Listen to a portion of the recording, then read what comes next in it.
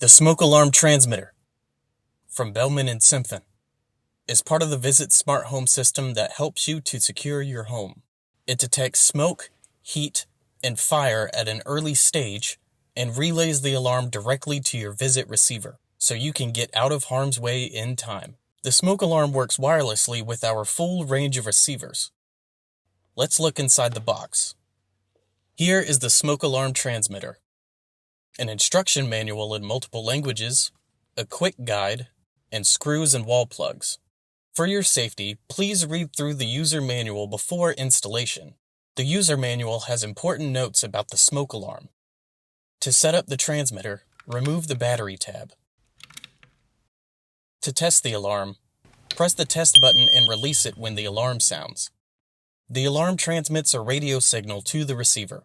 The red LED on the receiver lights up to show that the signal was received and starts to sound, flash, or vibrate depending on the receiver. Before installing the smoke alarm transmitter, please find a location for installation by following the user manual. To mount the smoke alarm transmitter, take the bottom of the alarm, then find the two holes for the screws to go into. Place the bottom on the wall or ceiling and use a drill or screwdriver to secure it in place. Then, take the other part of the alarm and twist it clockwise until you hear it click. When the smoke alarm transmitter is triggered, it will sound the alarm, and the alarm LED will blink rapidly in red, and the radio LED will light up in green. Meanwhile, the receiver will light up a red LED. In addition, it starts to sound, flash, or vibrate depending on the receiver. Now the smoke alarm transmitter is ready to use. That's how easy it is to set up. Here are some additional features. Occasionally, smoke alarms can be activated by dust, insects, cooking smoke, and shower steam, rather than fire. Once you are sure it is a nuisance alarm, press the test button to silence the alarm for 10 minutes. The alarm LED will blink in red about every 8 seconds for 10 minutes, and the Visit receiver LED will time out within 1 minute.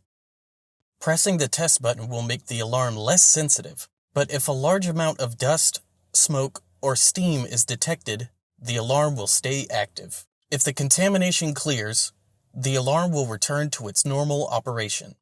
If the alarm beeps once and the LED blinks yellow once about every 48 seconds, then the battery is low and needs to be replaced.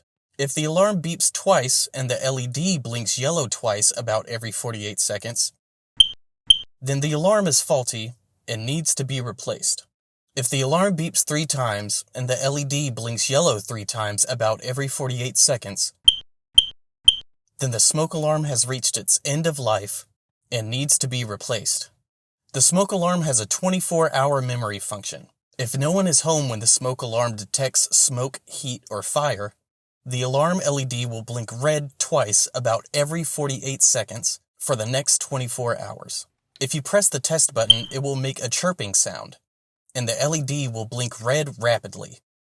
This warns you that the smoke alarm has previously detected fire and the alarm was triggered. If you press the test button after this, it will reset its memory. Under the cover of the smoke alarm, there are 2 3-volt lithium batteries that can last up to 10 years. Next to the batteries is a radio key switch. The radio key switch is in its default position and works with all of our receivers out of the box. Normally, you don't need to change the switch unless you would like to customize the system.